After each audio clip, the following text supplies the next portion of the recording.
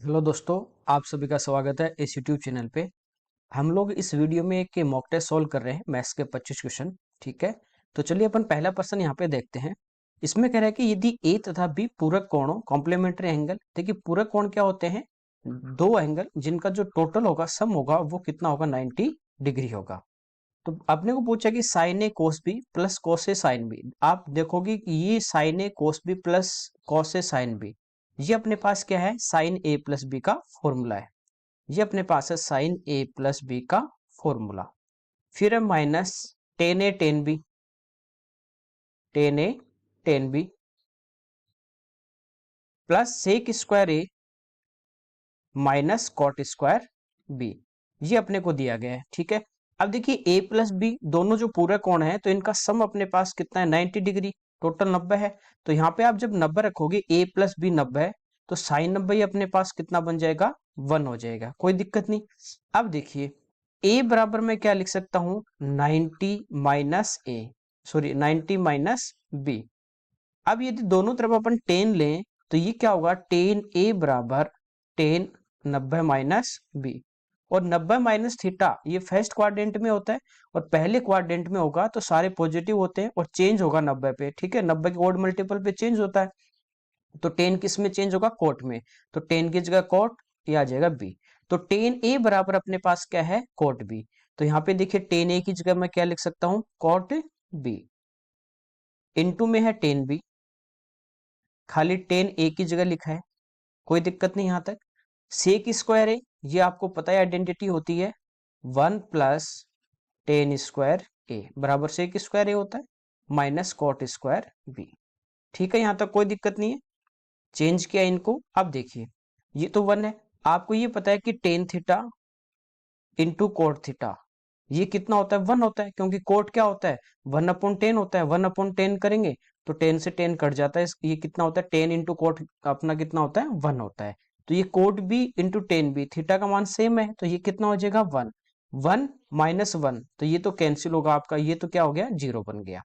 अब बचा यहाँ पे 1 प्लस, देखिए टेन स्क्वायर ए, ये 10 है, 10 बराबर क्या अपने पास? Cot B. तो टेन स्क्वायर ए बराबर क्या हो जाएगा? Cot square B. ये हो गया cot square B minus cot square B, ये भी अपना 0 बन गया। खाली क्या बचा अपने पास? 1। तो इसका जो आंसर आएगा वो अपना आ जाएगा कितना? 1 हो जाएगा। ठीक है, अगला देखते हैं। यहाँ पे दिया है कि 4x बराबर सेक थीटा है, 4/x बराबर टेन थीटा है, ये अपने को पूछा है। ठीक है, यहाँ पे अपन डायरेक्ट इनकी वैल्यू भी पुट कर सकते हैं। देखिए x बराबर अपने पास क्या हो जाएगा? सेक थीटा, 4 इधर आ जाएगा नीचे।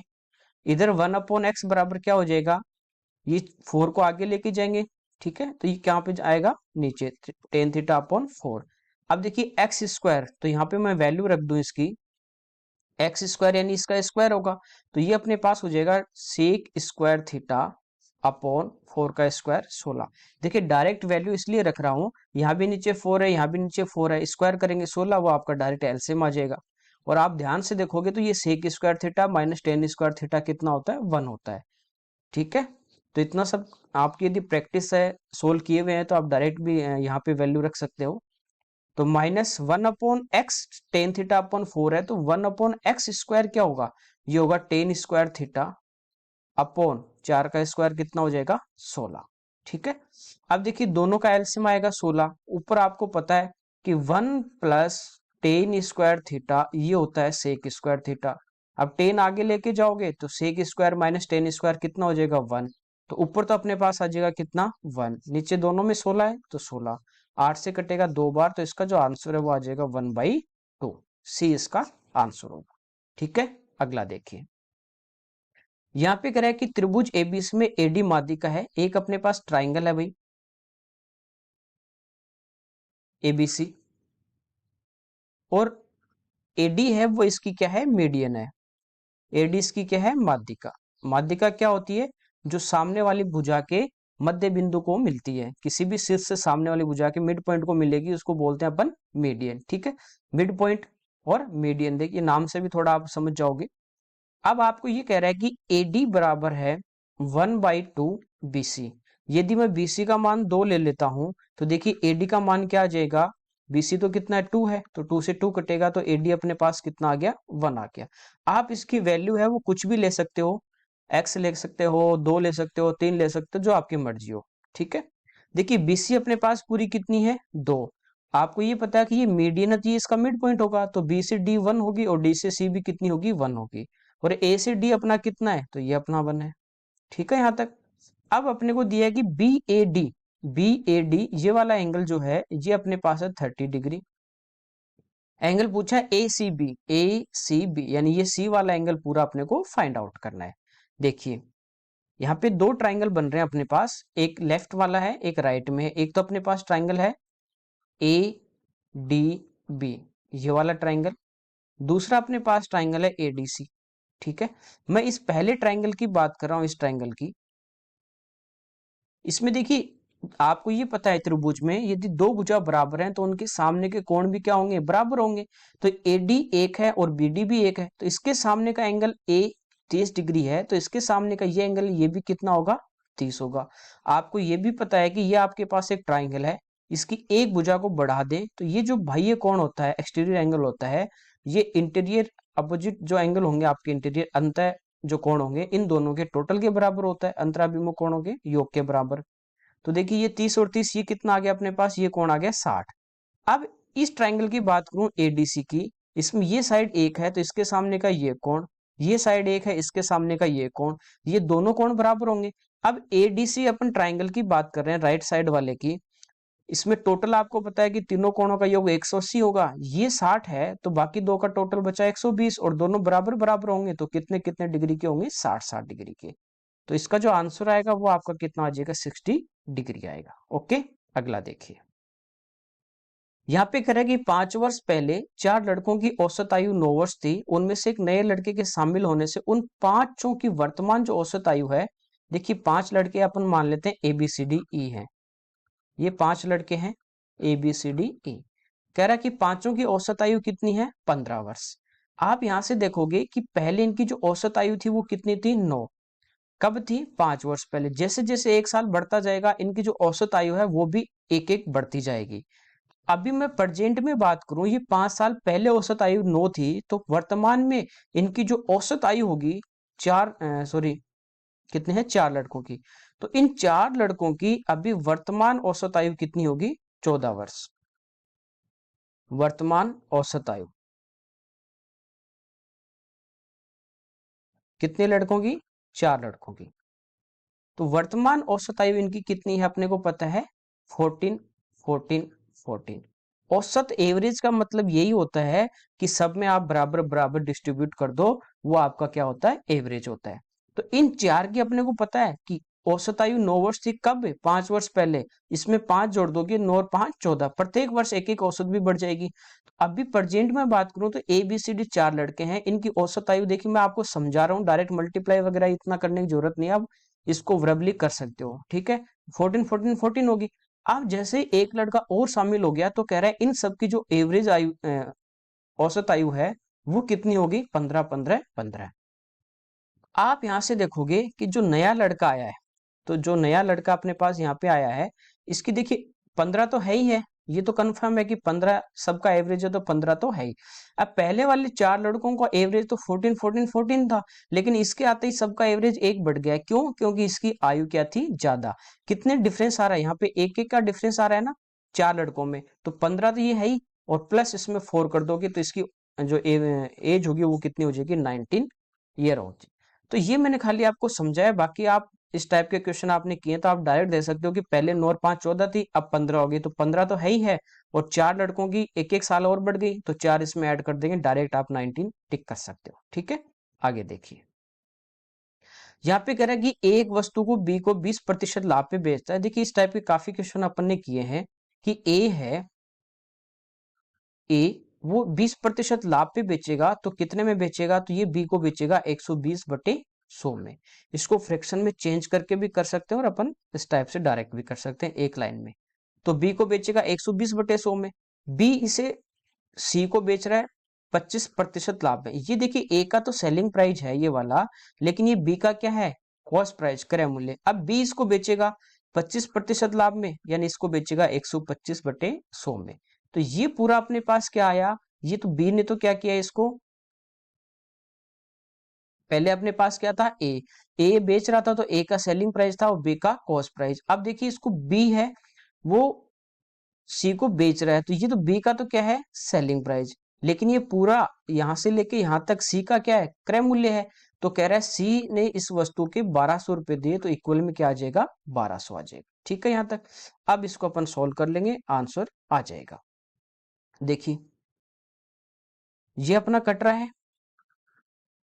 25 से 5 बार, ये 25 से 4 बार, ये 120 से, देखिए 120 से कितने बार कट रहा है, 10 बार, 5 से कट रहा है 2 बार, ये आगे आएगा तो 4 दूनी 8, और ये 100 भी आगे जाएगा तो 8 गुना 100 कितना आ जाएगा, 800 इसका आंसर आ जाएगा। ठीक है, अगला देखिए, कह रहा है एक पेड़ आंधी से टूट गया, इस टाइप का, जैसे ये अपने पास एक पेड़ था, ठीक है, ये क्या हुआ कि आंधी से टूट गया।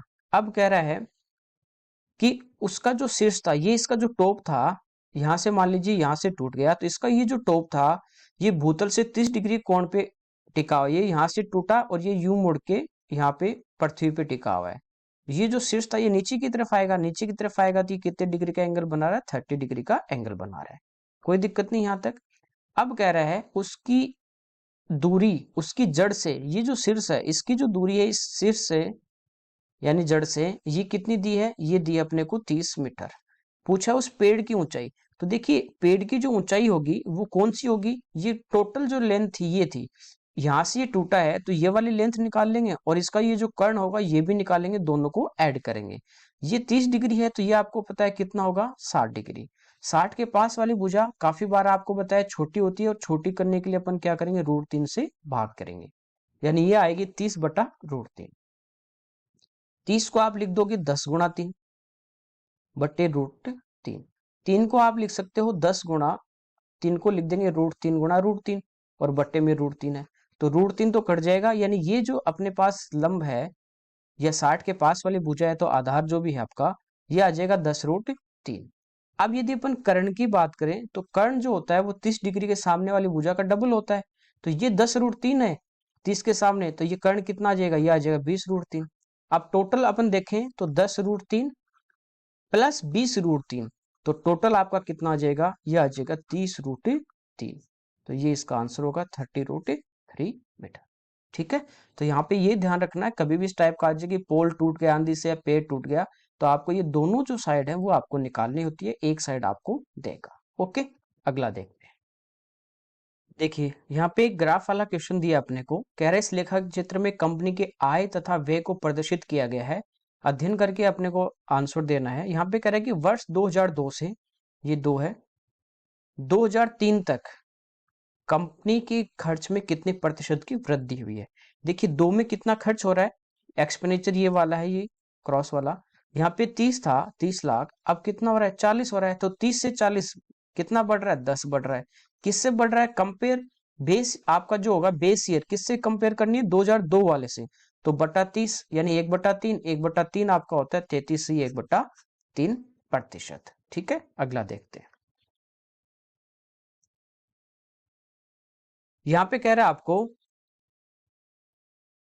कि वर्ष 2001 तथा 2002 के बीच लाभ का अंतर कितना है। देखिए 2001 और 2002 की, इन दो की बात कर रहा है, प्रॉफिट का डिफरेंस। तो यहाँ पे एक में प्रॉफिट देखें कि 50 लाख इनकम थी, 30 इसका खर्च था, तो यहाँ पे प्रॉफिट है 20 लाख का। यहाँ पे देखिए 40 लाख इनकम है, 30 इसका खर्च है, तो प्रॉफिट कितना है, 10 लाख का। इन दोनों प्रॉफिट का आपको डिफरेंस पूछा है, तो 20 और 10 में डिफरेंस कितने का आ जाएगा, 10 लाख का, तो सी इसका आंसर होगा। ओके, अगला देखिए। यहाँ पे कह रहा है वे वर्ष संख्या में कितने हैं जिसमें कंपनी की आय, कंपनी की जो इनकम है वो उसकी औसत आय से अधिक रही है। ठीक है, तो पहले अपने को एवरेज इसकी इनकम निकालनी है। तो यहाँ पे देखिए 2002 में इसकी इनकम थी 30, एक में थी 50, तो कितना हो गया 80, 80 40 120, और ये 60 60 120, तो टोटल है इनकम 240, कितने वर्ष में, 5 में। तो यहाँ से अपन एवरेज इसका निकाल लेंगे और फिर देख लेंगे कि एवरेज से किस किस साल में ज्यादा है। तो इससे 5 से अपन डिवाइड कर देते हैं, कितना आ गया 48। तो देखिए अब अपने को पूछा है कि इनकी जो किस वर्ष में जो कंपनी है उसकी जो इनकम है वो इस औसत आय से अधिक है, तो औसत आय अपनी कितनी है 48, तो 48 से ज्यादा देखिए यहाँ तो नहीं है, 30 ही है। कहाँ पे है, एक तो अपने पास है 2001 में 50 थी, तो एक तो ये है। इसके बाद देखिए 40 कम है, एक ये है 60, एक ये है 60, तो कितने वर्ष थे 3 वर्ष, तो ए इसका आंसर आ जाएगा 3। ओके, अगला देखते हैं। देखिए इसमें कह रहा है कि 6 आदमी 8 लड़के मिलके किसी कार्य को 10 दिन में करते हैं, जबकि 26 आदमी 48 लड़के मिलके इसको 2 दिन में करते हैं। देखिए इस टाइप के क्वेश्चन अपन ने काफी टाइम एंड वर्क में किए थे। आपको मैंने क्या बताया था, पहले जो 10 दिन है इसको इधर इंटू कर देंगे, ठीक है। यानी एक दिन में इनको अपन काम को कंप्लीट करवाना है, तो कितने की आवश्यकता होती है, ज्यादा के लिए। तो उसके लिए क्या करना, आपको डेज को इधर मल्टीप्लाई करना है। तो 10 को देखिए इधर गुणा कर दोगे डायरेक्ट इन दोनों से, तो ये हो जाएगा 60 मैन आदमी प्लस 80 लड़के यदि होंगे, तो इस कंप्लीट काम को वो एक दिन में कर देंगे। इधर यदि इन दो दो से इधर इंटू कर देंगे, तो 26 गुणा 2 52, यानी 52 आदमी प्लस 96 लड़के होंगे, तो भी ये इस काम को एक दिन में करेंगे। दोनों एक दिन का काम है, तो दोनों को यहां से अपन क्या कर देंगे, बराबर कर देंगे, ठीक है। अब देखिए आदमी एक तरफ करने हैं, बच्चे एक तरफ, तो 52 इधर लाके माइनस करोगे तो ये बचे 8 आदमी बराबर 80 आगे जाके माइनस होगा, तो ये हो जाएगा 16 बच्चे। तो ये अपने पास आ गया कि एक आदमी बराबर है 2 बच्चे। ये इनकी एफिशिएंसी आप निकालोगे तो man upon boys equal to आपका आ जाएगा 2/1, यानी आदमी जो है वो लड़के से दुगना काम कर सकता है, दुगना स्पीड से। उसकी एफिशिएंसी क्या है, डबल है बच्चे से। तो यहां से अब इसके बाद आपको बताया था कि एक में आप कन्वर्ट कर लीजिए, तो किसी में भी आप कन्वर्ट कर सकते हैं, ठीक है, बॉयज में या मेंस में। तो देखिए एक आदमी बराबर 2 लड़के हैं, तो यहाँ पे 6 आदमी है, तो 6 बराबर 6 दूनी 12, तो ये इसके बराबर आ जाएंगे कितने, 12 लड़के, और प्लस 8 लड़के हैं, ये मिलके तो कर रहे हैं, तो 12 + 8 कितने आ गए 20, तो 20 लड़के किसी काम को कर रहे हैं 10 दिन में। फिर देखिए लड़कों में चेंज किया तो इसको भी लड़कों में करेंगे, एक आदमी बराबर 2, 26 बराबर 52, 52 + 48 कितने हो गए 100। अच्छा ये तो पूछा ये वाला है, सॉरी। तो इन दोनों इक्वेशन में एक को चेंज करना है, मैंने ऊपर वाले को चेंज कर लिया, इसको नहीं करना। अब जो पूछा उससे आपको लेना है, तो 1 के बराबर 2 है, तो 15 के बराबर 30, और प्लस 20 कितने हो गए 50। तो देखिए 50 लड़के इस काम को कितने दिन में करेंगे, ये आपको पूछा है। तो आपको बताया था कि काम यदि सेम है तो डायरेक्ट आप डिवाइड कर दीजिए। तो ये 0 से 0 कटेगा, 5 से 2 बार कटेगा, और 2 दूनी कितना आ जाएगा 4, तो 4 इसका आंसर आ जाएगा। आप इसको भी कन्वर्ट करके कर सकते हो, 26 गुणा 2 52, 52 + 48 यानी 100, यानी 100 बच्चे इसको कर रहे हैं 2 दिन में। पूछा है आपने को कितना 50, 50 बच्चे इस काम को कितने दिन में करेंगे, तो 50 का भाग देंगे 2 बार, 2 दूनी कितना आ जाएगा 4, इसका आंसर आ जाएगा। अगला देखिए, देखिए इसमें कह रहा है कि एक ट्रेन 50% जो यात्रा है वो 30 किलोमीटर/आवर की स्पीड से, 25% 25 किलोमीटर प्रति घंटे के, और शेष जो है वो 20 किलोमीटर प्रति घंटे की तय कर रही है, तो ट्रेन की औसत चाल। देखिए यहाँ पे आपको जब डिस्टेंस नहीं दी गई है कि पहले इस स्पीड से कितनी डिस्टेंस तय कर रही है, इससे कितनी तय कर रही है, तो आपका जो मन है आप वो स्पीड मान सकते हो। आप इसको 1 किलोमीटर मान के भी कर सकते हो, आप इसको 100 किलोमीटर मान के भी कर सकते हो, आप इसको x मान के भी कर सकते हो, जो भी आप मानोगे वो आपका आंसर आ जाए, ठीक है। तो पहले 50% यानी जो भी आप दूरी लोगे उसकी आधी दूरी, फिर 25% जो बचा है उसका हाफ, और फिर जो है उसका हाफ। तो आप इसको 100 मान के भी कर सकते हैं, आप इसको 1 मान के भी कर सकते हैं, आप इसको 20 मान के भी कर सकते हैं, जो आपकी मर्जी हो। मैं मान लेता हूं कि टोटल जो डिस्टेंस थी वो 100 थी। टोटल डिस्टेंस कितनी थी 100। देखिए औसत चाल पूछी है, औसत चाल एवरेज जो स्पीड होती है वो आपकी होती है कुल दूरी, टोटल डिस्टेंस बटा टोटल टाइम, कुल समय। तो कुल दूरी अपने पास है, यहाँ पे कितनी है, कुल दूरी अपने पास है कितनी 100। अब अपने को टाइम यहां से निकालना है।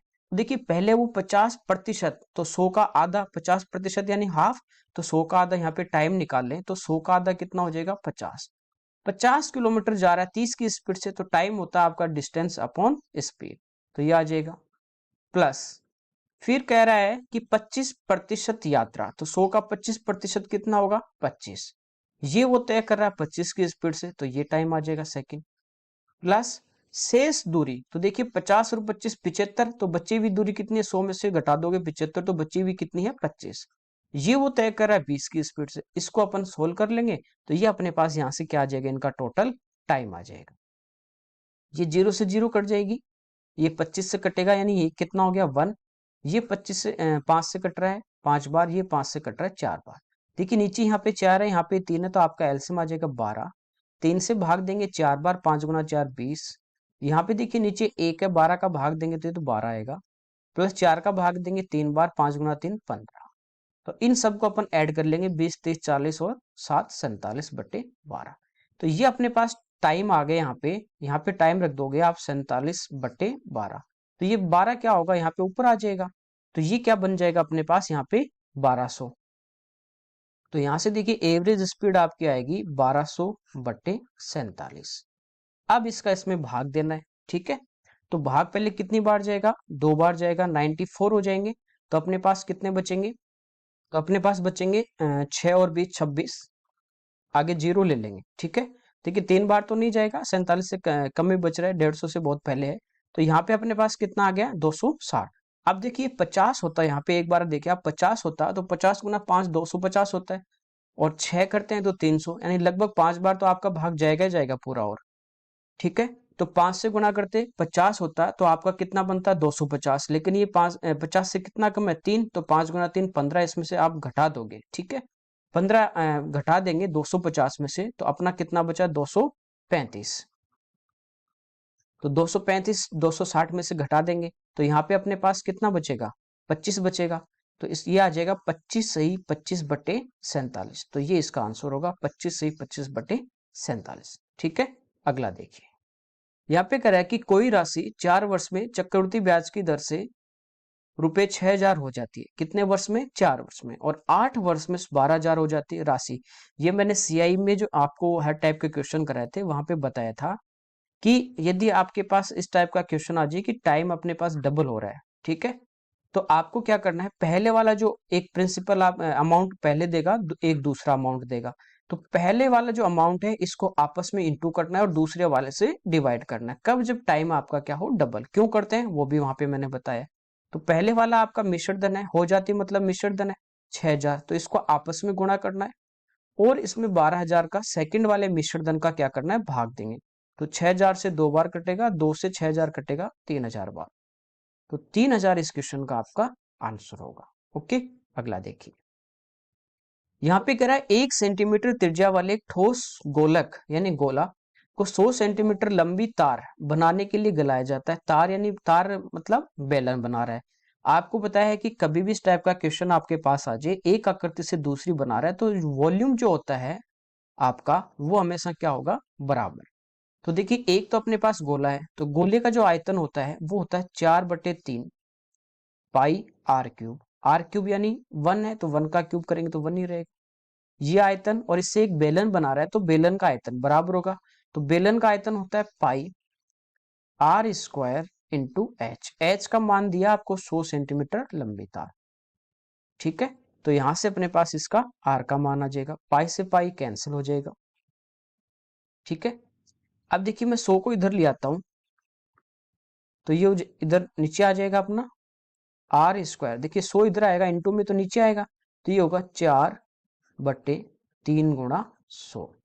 अब ये आर लेंगे, रूट लेंगे, तो यहाँ पे देखिए 4 का रूट तो आपको पता है कितना आएगा 2, 3 का रूट 3, और 10 का आपको पता है कितना हो जाएगा 10 हो जाएगा। 100 का अंडर रूट कितना आ जाएगा 10 आ जाएगा, कोई दिक्कत नहीं। यहाँ पे आपको रूट 3 का मान दिया गया है 1.732, तो इसको जब किससे गुणा करेंगे 10 से गुणा कर देंगे, ठीक है।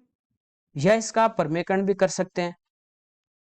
परमेकरण से क्या होगा थोड़ा आसान बन जाएगा। तो नीचे रूट है, तो ये आपको रेशनलाइजेशन में पढ़ाया था कि नीचे रूट है तो रूट हटाने के लिए ऊपर नीचे अपन रूट 3 से गुणा करेंगे। तो ऊपर आपके पास आ गया 2√3, और नीचे देखिए रूट 3 कितना होगा 3, 3 गुणा 10 ही हो जाएगा आपका 30। रूट 3 का मान आपको ये दे रखा है, और इंटू में क्या है 2, तो 2 से गुणा कर देंगे इसको, ठीक है। 17 दूनी 34, ये आ जाएगा आपका 3.464 अपॉन में आपका 30 है। देखिए किसी भी संख्या में आप 10 का भाग दे रहे हो तो पॉइंट और खिसक जाएगा, यानी 10 का भाग देंगे तो ये पॉइंट यहाँ पे आ जाएगा।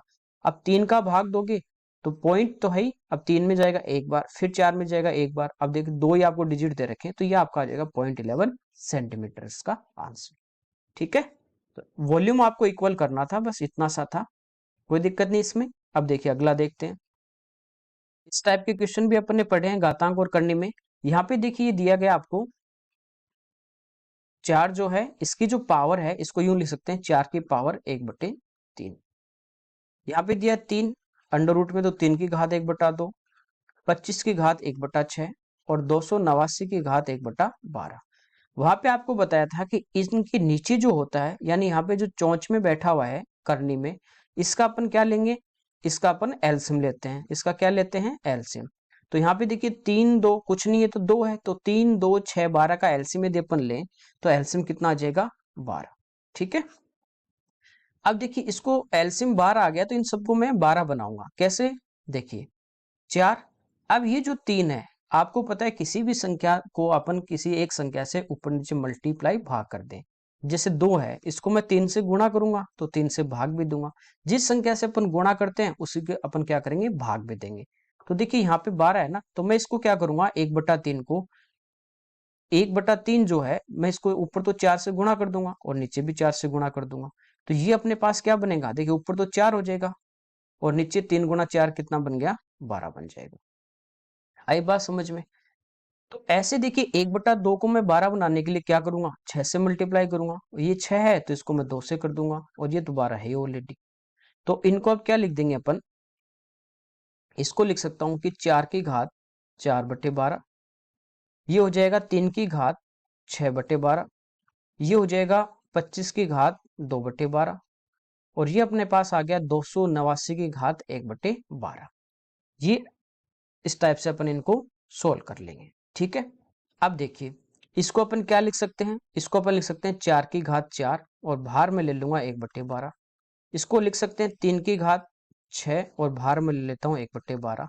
यहाँ पे लिखूंगा 25 का वर्ग और बाहर ले लूंगा 1/12, सॉरी 12 ही। यहाँ पे 289 की घात 1/12। तो बाहर जो पावर थी वो सभी की क्या बन गई, सेम बन गई। अब अंदर जो बड़ा है वो आपका बड़ा नंबर होगा, अंदर जो छोटा है वो आपका छोटा नंबर होगा। तो देखिए 4 की घात 4, ठीक है, तो 4 की घात 4 की अपन बात करें तो ये कितना होता है, 256। 3 की घात 6 यानी 9 का क्यूब, ये 729। 25 का वर्ग 625 और ये 289। अब इनमें जो बड़ा है वो बड़ा होगा, जो छोटा है वो छोटा होगा। ये तरीका होता है इस टाइप से इसको सोल्व करने का। तो सबसे बड़ा कौन सा है, 729। 729 का मतलब है कि 3 की घात 1/2 यानी √3। तो सबसे अधिकतम तो ये होगा आपका। फिर सबसे न्यूनतम पूछा है तो ये 256 होगा यानी 4 की घात 1/3। तो इसका जो आंसर आएगा वो अपना आएगा बी ऑप्शन। ठीक है, डायरेक्ट आप इस टाइप से कर सकते हो। आप ये देखोगे इनका एलसीएम कितना आ रहा है, 12। एलसीएम 12 आया तो डायरेक्ट आपको पता है 12 में आप भाग दे दीजिए नीचे वाली संख्या का। तो 3 का भाग देंगे तो ये बनेगा 4 की घात 4, 2 का देंगे तो ये बनेगा 3 की घात 6, 6 का देंगे तो ये बनेगा 25 का वर्ग और ये 12 यानी कट जाएगा। तो अब इस टाइप से आप इतना नहीं करके डायरेक्ट आप एलसीएम से इस पावर को मल्टीप्लाई कर दीजिए, फिर जो आएगा उसे कंपेयर कर लीजिए। बाकी तरीका ये होता आपका। ओके, अगला देखिए। यहाँ पे कह रहा है कि एक लंब पिरामिड का आधार 4 सेंटीमीटर भुजा वाला एक समबाहु त्रिभुज है। एक अपने पास इक्विलेटरल ट्राइंगल अपने को दिया गया है, ये ए बी सी। ठीक है, पिरामिड की ऊंचाई जो है, हाइट जो h है, ये उसकी तिरछी ऊंचाई से आधी है उसका आयतन। देखिए आयतन की बात करें तो आयतन होता है 1/3 आधार का क्षेत्रफल, एरिया ऑफ बेस, गुणा ऊंचाई। ये होता अपने पास इसका वॉल्यूम। प्रिज्म होता तो 1/3 हट जाता यदि बेस और टॉप सेम हो, जैसे बेलन वगैरह होता है।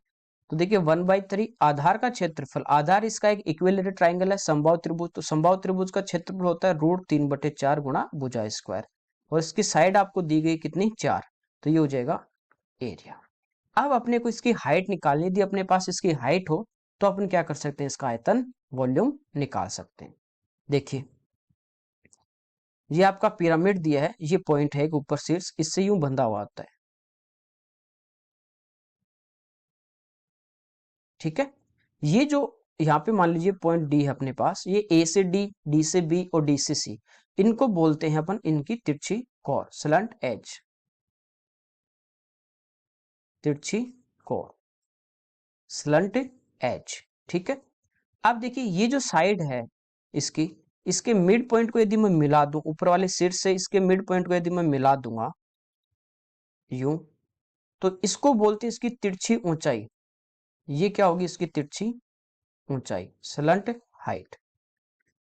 और ये मान लीजिए इसका क्या है, त्रिभुज का ग्रेविटी सेंटर है, केंद्रक है, सेंट्रोइड है।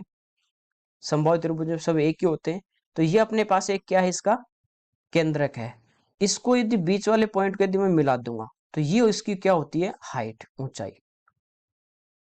ये इसकी क्या होगी, हाइट। और यहाँ पे 90 डिग्री का एंगल बनता है आपका यू। ठीक है, अब देखिए ये 90 डिग्री का एंगल बनेगा, तो ये जो त्रिभुज होगा यहाँ पे ओ ई डी, तो ये डी से ई इसका क्या होता है, कर्ण होता है, ये इसका आधार है, ये इसका क्या होगा, लंब। तो यहां से अपन इसकी क्या करेंगे, ऊंचाई निकाल लेंगे।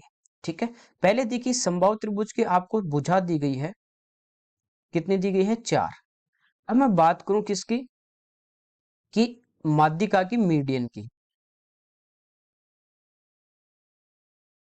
तो इसकी माध्यिका अपने पास होती है √3/2a। ठीक है, ये आप ट्राइंगल में अपन देख सकते हैं कैसे, कर्ण होगा सामने, जैसे ए इसकी साइड है तो a² - a²/4, अंडर रूट लेंगे तो √3/2 और a, ये इसकी माध्यिका होगी। अब केंद्रक जो होता है, ये माध्यिका को किस अनुपात में बांटता है, ये बांटता है 2:1। शीर्ष से केंद्रक तक 2 होगा और साइड से केंद्रक तक 1 होता है। तो ये अपने को चाहिए साइड से इस केंद्रक तक, o से e तक। ठीक है, तो ये टोटल जो आपके पास वैल्यू आई वो किसकी आई है, 2/3 की। अपने को खाली किसकी चाहिए, 1 की। ठीक है, तो ये अपना आंसर हो जाएगा। अब देखिए ए का मान आपके पास कितना, यहाँ पे 4, तो यहाँ पे रख दीजिए √3/2 इंटू ए का मान है 4/3, तो ये कटेगा 2 बार। ठीक है, और ये √3 से कट जाएगा √3 बार, तो ये अपने पास आ गई 2/√3। क्या आ गई, ओ से लेके ई तक। अब यूं समझिए इस ट्राइंगल को, ये एक आपके पास राइट एंगल ट्राइंगल है, ये आपके पास आ गई 2/√3। देखिए यहाँ पे कह रहा है कि इसकी जो हाइट है, ऊंचाई जो है वो तिरछी ऊंचाई से आधी है। तो ये जो स्लंट एज है, ये मैं मान लेता हूँ 2h है, तो इसकी ऊंचाई कितनी हो जाएगी, h। तो ये 2h है, तो ये कितनी होगी, h होगी। तो आधार यदि अपन निकालें तो कर्ण का स्क्वायर यानी 4h² माइनस h², यानी कितना बचेगा, 3h², और इसका अंडर रूट लेंगे तो ये हो जाएगा √3h। और ये √3h जो है इसका अपने पास मान है, इस √3h का मान अपने पास है यहाँ पे, √3h बराबर आया 2/√3। तो यहाँ से अपन क्या निकाल लेंगे, इसकी हाइट निकाल लेंगे। तो हाइट अपने पास देखिए अंडर रूट नीचे आएगा, तो √3 कितना हो जाएगा, 3, तो इसकी हाइट कितनी आ जाएगी, 2/3। तो ये अपने पास इसकी हाइट आ गई 2/3। ठीक है यहाँ तक। अब इसको सोल्व कर लेते हैं, 4 से 4 कट जाएगा, कोई दिक्कत नहीं। ऊपर तो कितना बचा, 4 दूनी 8 और √3, और नीचे कितना बचा, 3 × 3 9। तो ये इसका आंसर आ जाएगा 8√3/9। तो इसमें क्या करना था, खाली आपने को हाइट निकालनी थी, बाकी सब कुछ अपने पास था। ठीक है, अगला देखते हैं। यहाँ पे कह रहा है कि ABO केंद्र वाले एक वर्त का व्यास है, एक अपने को सर्कल दिया गया है, AB इसका डायमीटर है, और O इसका क्या है, सेंटर है। O इसका क्या है, सेंटर है। अब अपने को कह रहा है कि DC उसकी एक जीवा है, और DC है वो AB की क्या है, समांतर। ये इसकी एक मान लीजिए जीवा है D से C, और ये दोनों आपस में क्या है, पैरेलल है। अब कह रहा है कि एंगल BAC तो A और C को मिला देंगे, तो ये वाला जो एंगल है अपने पास, ये है इसका 20 डिग्री। ADC एंगल अपने को पूछा है, ADC यानी ये वाला पूरा एंगल अपने को पूछा है इसने। ठीक है, देखिए इस D को यदि मैं इस B से मिला दूं, आप ये देखो कि ये अपने पास एक सर्कल है, और ये अपने पास इसका एक व्यास है AB, और व्यास द्वारा परिधि पे बनाया गया कोण हमेशा कितना होता है, 90 डिग्री होता है। तो ये अपन बात करें ADB की, तो ये ऊपर वाला जो एंगल होगा वो कितना होगा, 90 डिग्री का होगा। और वर्त में एक ही चाप द्वारा बनाए गए कोण आपस में बराबर होंगे, तो यहाँ पे इस अपन ए बी चाप की बात करें, इस ए बी चाप की, ये जो 20 डिग्री का कोण बन रहा है ये ए पे, ये देखिए एक तो आपका आ रहा है सी से, एक आ रहा है बी से। इसी प्रकार ये जो बनेगा यहाँ पे डी पे, ये भी बी से और सी इसी चाप से बन रहा है, तो ये भी 20 होगा, ये 20 है, तो ये 90 व्यास द्वारा बनाया गया है। तो 90 और 20 अपना इसका टोटल कितना आ जाएगा 110। तो 110 इसका क्या होगा आंसर होगा। ठीक है, अगला देखिए, यहाँ पे कह रहा है कि एक रेलगाड़ी एक समान चाल से 122 लंबे प्लेटफॉर्म को 17 सेकंड में और 210 मीटर लंबे पुल को 25 सेकंड में पार करती है रेलगाड़ी की चाल। देखिए कभी भी इस टाइप का क्वेश्चन दे रखा है तो आपको ये पता है कि जब किसी ये पोल को पार करती है तब तो खुद की लंबाई पार करती है, लेकिन किसी सुरंग, किसी प्लेटफॉर्म, किसी पुल को पार करती है तो यहाँ पे जो लेंथ होती है वो ट्रेन की प्लस जो भी आपको दिया उसकी लेंथ होती है। तो ट्रेन की जो भी लंबाई होगी वो दोनों जगह ऐड होती है। डिफरेंस की बात करें कि यहाँ पे 25 सेकंड लग रहे हैं, ऊपर 17 सेकंड लग रहे हैं, तो डिफरेंस क्यों आ रहा है? यहाँ पे कितने का डिफरेंस आ रहा है? 8 सेकंड का। वो क्यों आ रहा है? क्योंकि यहाँ पे लेंथ तो देखिए ट्रेन की लंबाई तो वही है, लेकिन डिफरेंस क्यों आ रहा है? क्योंकि इस प्लेटफॉर्म की लंबाई बढ़ गई। तो डायरेक्ट आप यहाँ से इसका डिफरेंस ले लीजिए और वो डिफरेंस जो आएगा वो 8 सेकंड में कवर कर रही है। तो 122 जो है देखिए 200 से कितना कम है 78, और ये 10 ज्यादा है तो 78 और 10 कितना हो गया 88, यानी ये 88 मीटर कवर करने में इसको 8 सेकंड लग रहे हैं। तो 88 में 8 का भाग देंगे तो ये आ गई 11 मीटर पर सेकंड इसकी स्पीड। ये पूछिए पूछिए किलोमीटर पर आवर में, तो किससे गुणा कर देंगे भाई? 18/5 से। तो 5 का इसमें भाग दे देंगे, 15 में जाएगा 3 बार, 4 बचेंगे, 48 9 बार जाएगा 45, तो ये आ जाएगा 39.6 इसका आंसर। ओके, अगला देखिए, तो डायरेक्ट आप डिफरेंस ले लीजिए, यहाँ पे कितने का डिफरेंस है और टाइम में जितने का डिफरेंस है भाग दे दीजिए, आपके पास क्या आ जाएगी? इसकी स्पीड आ जाएगी। अगला देखिए, यहाँ पे कह रहा है कि एक छावनी में 200 आदमियों के लिए 30 दिन का खाना था, 9 दिन बाद 25 आदमी छुट्टी पे चले गए, 4 दिन बाद 175 आदमी फिर से आ गए, अब खाना कितने दिन चलेगा? देखिए 200 आदमी थे, इनके लिए 30 दिन का खाना था, इसको यदि मैं मल्टीप्लाई करूं तो ये अपने पास क्या आ जाएगा? टोटल आ जाएगा, यानी टोटल अपन यूनिट में इसको देखें तो ये आ जाएगा अपने पास 6000 यूनिट। आप खाने की जगह इसको यूं मान के चलिए कि कितना आ गया 6000। ठीक है, जैसे अभी पीछे क्वेश्चन किया था कि जैसे 10 आदमी किसी काम को 20 दिन में करते हैं, तो एक ही दिन में मेरे को काम करवाना है तो कितने लोगों की आवश्यकता होगी? 200 की। ठीक है, या एक आदमी इस काम को करेगा तो कितने दिन में करेगा? तो 10 गुना 20 यानी 200 डेज रहेगा। तो ये अपने पास यहाँ से इसकी यूनिट भी अपन निकाल सकते हैं कि टोटल अपन देखें तो अपने पास कितना है 6000। अब आप इसको इंटू करते चलिए, आपको 6000 लेके आना है। कैसे? देखिए सबसे पहले कह रहा है कि 200 आदमियों के लिए खाना था 30 दिन का, 9 दिन बाद 25 गए, तो 9 दिन तक तो कितने लोग खाएंगे? 200। तो 200 गुणा में 9 करूंगा तो ये कितना आ गया? 1800। 1800 यूनिट हो गया।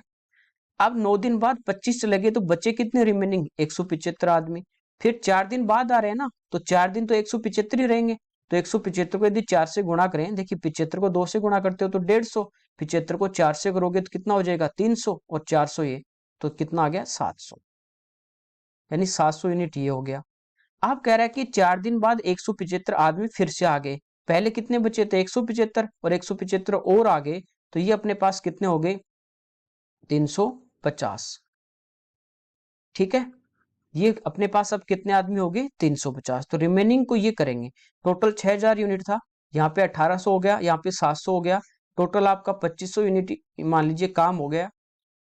तो आपके पास बचा कितना? 6000 में से 2500 माइनस कर देंगे तो रिमेनिंग जो अपने पास आएगा वो कितना आ जाएगा? 3500। और इस 3500 को आप कौन करेंगे? 350, तो इसको 350 से डिवाइड कर दीजिए, तो ये 10 अपना क्या आ जाएगा? आंसर आ जाएगा।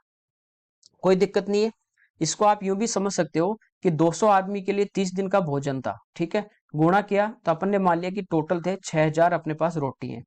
200 आदमी शुरू में खा रहे हैं, 30 दिन खा रहे हैं, एक आदमी एक रोटी खाता है एक दिन में, तो 200 आदमी 30 दिन में कितनी खाएंगे? तो 200 गुना 30 यानी 6000 रोटी आ गई। अब 200 आदमी है, एक आदमी एक दिन में एक खा रहा है, तो 200 200 खाएंगे, तो 9 दिन में कितने खाएंगे? 1800। फिर 25 चले गए, बच्चे 175, ये 4 दिन तक कितनी खाएंगे? 700। तो टोटल कितनी रोटियां खा ली? 2500। थी कितनी? 6000। बची कितनी? 350। अब देखिए बचे हुए आदमी 350 हैं, रोटी 3500 है, एक आदमी एक दिन में एक रोटी खाता है तो 3,500 350 कितने दिन में खाएंगे? 10 दिन में। ठीक है, आप इसको यूं भी समझ सकते हैं। अगला देखिए, 6 से 1/5 माइनस बड़ा कोष्टक है, फिर मंझला, फिर छोटा। देखिए आपको पता है कि सबसे पहले अपन छोटा कोष्टक सोल्व करते हैं, फिर मंझला करते हैं कर ली, उसके बाद स्क्वायर करते हैं बड़ा। तो सबसे पहले इस ब्रैकेट को सोल्व करेंगे तो 5 10 15 का आप एलसीएम लोगे तो कितना आ जाएगा? 30। एलसीएम में नीचे वाले हर का भाग देते हैं डिनोमिनेटर का, तो 5 का भाग देंगे 30 में 6 बार, और जो भागफल आएगा क्वोशिएंट उसको अपन न्यूमरेटर यानी अंश से गुणा करते हैं, तो 6 गुना 3 18, प्लस 10 का भाग देंगे 30 में 3 बार और 3 से गुणा कर देंगे 9, 15 का देंगे 2 बार और 2 को 7 से गुणा करेंगे 14। ठीक है, इनको प्लस माइनस कर लोगे आप, देखिए 18 में से 14 गए 4, 9 4 13, तो ये आ गया आपका 13/30 इसको सोल्व करने पे। अब मंझला कोष्टक सोल्व करेंगे तो 5/6 है और माइनस 13/30 है। यहाँ पे देखिए एलसीएम अपना आ जाएगा 6 और 30 का 30, 6 का भाग देंगे 5 बार और 5 गुना 5 25 और माइनस 13, तो ये अपने पास आ गया 12/30, या इसको 3 से काट दें तो 4/10, या 6 से ही काट दें, 6 दूनी 12 और 6 पंजो 30, तो ये आ गया 2/5। कोई दिक्कत नहीं यहाँ तक। अब अपन करेंगे बड़े वाला कोष्टक सोल्व, तो 4 दूनी 8 और 1 9, तो 9/2 माइनस ये अपने पास आ गया 2/5। एलसीएम अपना आ जाएगा 10, 2 का भाग देंगे 5 बार, 9 गुना 5 45, 5 का देंगे 2 बार, 2 दूनी 4, तो ये आ गया 41/10। ये है 6 गुना 5, इसको गुणा करते हैं और ऊपर वाला जोड़ते हैं, 6 गुना 5 30 और 1 31, तो 31/5 माइनस 41/10। एलसीएम 10 आएगा, 5 का भाग देंगे 2 बार, 31 को 2 से आप गुणा कर दोगे तो ये आ जाएगा कितना? 62 माइनस 41, माइनस कर देंगे तो ये अपने पास कितना बचेगा? 21/10, तो इसका जो आंसर है वो अपना आ जाएगा 2.1। ठीक है, अगला देखते हैं। देखिए यहाँ पे कह रहा है ए ने 28,500 रुपए का 8% प्रतिवर्ष चक्रवृद्धि ब्याज की दर से उधार लिया है और 5,780 रुपए पहले वर्ष के अंत में चुका दिए, तो दूसरे वर्ष के अंत में कितने रुपए चुकाएंगे? देखिए चक्रवृद्धि ब्याज में क्या होता है, पहले वर्ष का जैसे ही ब्याज आएगा उसको अपन मूलधन में मिला देंगे, और वो जो पहले वर्ष का मिश्र धन होता है वो दूसरे वर्ष के लिए क्या होता है? मूलधन होता है। तो यहाँ पे पहले अपन 1 साल का ब्याज निकालें, 28,500 आपको दिया गया है, रेट यहाँ पे दी गई है 8%। 1 साल का यदि मैं ब्याज निकालूं तो 1 साल का सीआई और एसआई बराबर होते हैं, तो सिंपल इंटरेस्ट आपको इसका निकालना है। 2 जीरो कट जाएंगी, 8 से गुणा कर देंगे इसको। ठीक है, 8 पंजो 40, 4 64 और 4 68, 6 16 6 22, तो 2280 रुपए 1 साल का ब्याज आएगा। इस ब्याज को इस प्रिंसिपल में क्या कर देंगे? ऐड कर देंगे, तो यहां से पहले वर्ष का जो मिश्रण धन होगा, अमाउंट होगा, वो कितना हो जाएगा? ये होगा 28,500 प्लस 2280, इसको अपन ऐड कर देंगे तो ये आ गया 30,780।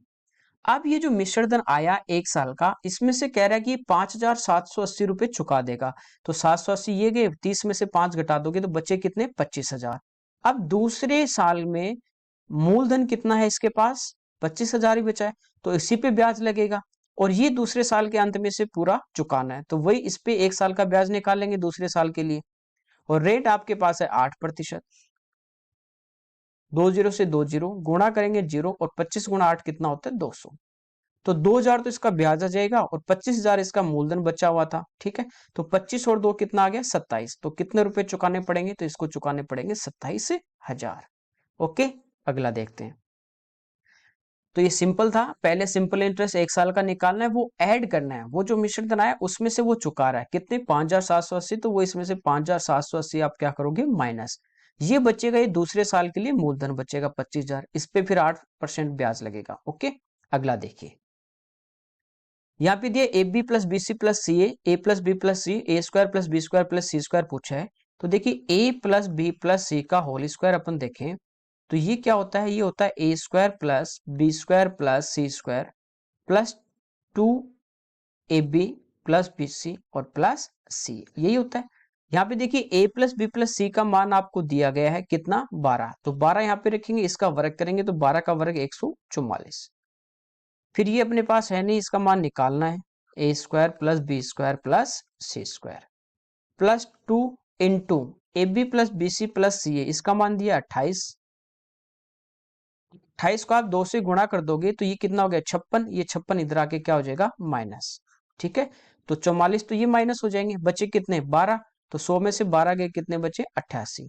तो A square plus B square plus C square का जो मान है वो कितना आ जाएगा 88 आएगा, जो आपको ऑप्शन में यहाँ पे नहीं दिया गया। ओके, अगला देखिए, यहाँ पे करेक्ट 7 अंक की संख्या है 15x35, इस टाइप की एक संख्या दी है 15x, फिर है 35y2 7। ये कह रहा है कि ये जो संख्या है वो, अच्छा 7, ये जो संख्या है, अच्छा 7 इस संख्या के साथ नहीं है भैया ना, ये संख्या जो है वो 7 11 13 से विभाजित है, ये बोल रहा है अपने को। ये जो संख्या है ये इतनी दी गई है 3 3 6 7 अंकों की, एक 5x 3 5y और 2। तो ये जो संख्या है इस संख्या में 7 11 13 तीनों का भाग जा रहा है, तीनों का भाग जा रहा है, तो आप 1001 से भी चेक कर सकते हो, इसका भी अपने को रूल पता है। दूसरा, आप खाली इसको 11 से भी चेक कर सकते हैं। पूछा है 3x प्लस 4y का मान क्या होगा। देखिए एक बार मैं 11 से चेक करता हूं, तो 11 में क्या होता है कि सम और विषम स्थान पे जो अंक आते हैं उनका जो डिफरेंस होगा वो डिफरेंस या तो 11 का कोई न कोई मल्टीपल होगा या फिर वो कितना होना चाहिए 0। तो देखिए इनको ऐड करेंगे, 2 और 5 को करेंगे, फिर 5 में x जोड़ देंगे और फिर इस x में 1 जोड़ेंगे। देखिए 2 और 5 7, 7 और 1 8, तो ये आ गया अपने पास 8 प्लस x। ठीक है, इस टाइप से इनको ऐड करना है। अब इनको ऐड करें, एक छोड़ के एक, y प्लस 3 करेंगे और 3 प्लस 5, तो 5 और 3 8, 8 प्लस 5। अब इनका यदि अपन डिफरेंस लें, इन दोनों का यदि सम और विषम स्थान पे जो अंक आए इनका यदि अपन डिफरेंस लें, तो ये डिफरेंस या तो 11 का कोई न कोई मल्टीपल यानी 11 22 33 44 इस टाइप से आना चाहिए या फिर ये 0 आना चाहिए। अब ये तो आप पॉसिबल है नहीं कि ये क्या है अपने पास। देखिए इसको सोल्व करोगे आप तो 8 plus X minus 8 minus Y, 8 से 8 कट जाएगा, ये आपका आ गया x माइनस वाई।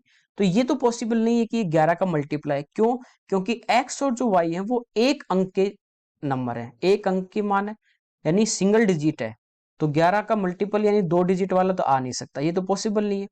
ठीक है, तो इसका मतलब x माइनस वाई है, इनका जो डिफरेंस है वो किसके बराबर आएगा, तो ये आएगा 0 के बराबर, और ये 0 के बराबर आएगा, इसका मतलब x और y दोनों आपस में क्या होंगे बराबर होंगे। ठीक है, कोई दिक्कत नहीं।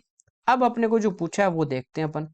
अपने को पूछा है 3x प्लस 4y, आपको पता है x और y बराबर है, तो मैं x की जगह y या y की जगह x रख दूं, तो 3x प्लस 4x, यानी ये अपने पास क्या आएगा 7x, यानी 7 का कोई न कोई क्या आएगा गुणज जाएगा। तो देखिए 63 है वो 7 का गुणज है, 9 गुणा 7 63, 36 7 का नहीं है, 37 भी नहीं है, 57 भी नहीं, तो डायरेक्ट आपका इसका आंसर आ जाएगा यानी 7 गुणा 9, ये इसका क्या हो जाएगा अपना आंसर हो जाएगा। ओके, अगला देखिए, यहाँ पे कह रहा है ए अनुपात बी अनुपात सी 1:3:5 है, 4a minus B plus 2c upon 3a plus B plus C का मान पूछा है। ये रेशियो प्रोपोर्शन में पढ़ाया था कि इस टाइप का क्वेश्चन आ जाए, ऊपर नीचे ए बी सी है आपके पास, तो डायरेक्ट अपने इसके ए बी सी का मान रख देंगे। तो ए का मान कितना रखेंगे 1, बी का कितना रखेंगे 3 और सी का कितना रखेंगे 5। तो ए का 1 रखेंगे तो ये तो 4, माइनस बी का कितना रखेंगे 3, प्लस सी का कितना रखेंगे सी की जगह 5, तो 2 गुणा 5 कितना हो जाएगा 10। नीचे अपने पास है 3 ए प्लस बी प्लस सी, यानी 1 और 3 4 और 5 9, तो 3 गुणा 9। ऊपर अपने पास कितना बचा 11, नीचे अपने पास कितना बचा 9 गुणा 3 27, तो 11/27 इसका क्या आ जाएगा अपना आंसर आ जाएगा। ओके, डायरेक्ट एबीसी की वैल्यू आपको पुट करनी थी। ये देखिए कह रहा है कि राजू की आय उसके खर्च से 20% अधिक है। 20% फ्रैक्शन में भी चेंज कर सकते हो और आप इसको 100 मान के भी कर सकते हो। ठीक है, 20% आपका होता है 20/100, किससे, जिससे भी कंपेयर करता है वो आपका बेस यानी नीचे वाली वैल्यू होती है, तो उसके वे से खर्च से, तो उसका जो खर्च है एक्सपेंडिचर है ये मैं मान लेता हूं कितना है 100, तो उसकी आय उसके खर्च से 20% अधिक है, अधिक के लिए इसको क्या करेंगे प्लस करेंगे, तो इसकी जो आय होगी इनकम जो होगी वो 100 प्लस 20 कितनी हो जाएगी 120 हो जाएगी। ठीक है, यहां तक कोई दिक्कत नहीं। कह रहा है यदि उसकी आय 60% बढ़ जाती है, देखिए इनकम कितनी थी 120, ये 60% बढ़ जाएगी 12 गुणा 6 कितना 72, 72 रुपये बढ़ जाएगी। तो 120 में आप 72 प्लस कर दोगे 190, तो उसका जो खर्च है वो 70% बढ़ जाता है। खर्च कितना था 100, तो अब कितना होगा 170। पूछा है उसकी बचत में कितने प्रतिशत की कमी या वृद्धि। देखिए बचत होती है इनकम माइनस एक्सपेंडिचर, आय माइनस खर्च। यहाँ बचत कितने की हो रही है 20 की। अब बचत कितने की हो रही है 22 की। तो बचत क्या हो रही है बढ़ रही है, 20 से 22 हो रही है, तो कितनी बढ़ी है बचत बढ़ी है 2। और किससे बढ़ी है पहले वाले से यानी 20 से। परसेंटेज में तो गुणा 100, तो कितनी प्रतिशत बढ़ गई 10% बढ़ गई, यानी सी इसका क्या होगा करेक्ट आंसर होगा। ओके अगला देखते हैं। यहाँ पे कह रहा है कि दो संख्याओं का एचसीएफ महत्तम समापवर्तक और लघुत्तम समापवर्तक क्रमशः 6 और 5040 है। एक संख्या 210 है तो दूसरी संख्या, देखिए आपको पता है कि एक संख्या गुणा दूसरी संख्या बराबर होता है एलसीएम गुणा एचसीएफ। डायरेक्ट आपको यहाँ पे वैल्यू पुट करनी है, आपका आंसर आ जाएगा। जैसे एक संख्या ए है एक संख्या बी है तो ए इंटू बी यहाँ पे रख देंगे अपन इसके अंदर। तो एलसीएम अपने पास कितना है इसका 5040 है, एचसीएफ इसका 6 है, बराबर एक संख्या 210 है तो दूसरी संख्या अपने पास आ जाएगी यहां से। ठीक है, 0 से 0 कट रहा है, देखिए कोई भी फ्रैक्शन में नहीं है। इसका मतलब 21 का पूरा पूरा भाग इधर जाएगा। 21 का भाग 50 में देंगे कितनी बार जाएगा 2 बार। 42 कितने बचेंगे 8, तो ये हो जाएगा 84। कितनी बार भाग जा रहा है 4 बार। तो ये बचा 24 और गुणा 6, तो 24 गुणा 6 अपना कितना होता है 144। ठीक है, तो 144 इसका आंसर होगा। तो ये आज की इसके मॉक टेस्ट के अपने 25 क्वेश्चन थे जो इसमें अपन ने सोल्व किए। ओके, इसको आप शेयर भी किया करें, जो भी तैयारी कर रहे हैं उनके साथ आप शेयर किया करें। और मॉक टेस्ट आपका है ही, साथ साथ में टॉपिक भी आपको पूरे करवाता हूँ, कंप्लीट कॉन्सेप्ट जितने भी होते हैं सब। ठीक है, ओके, थैंक यू एवरीवन।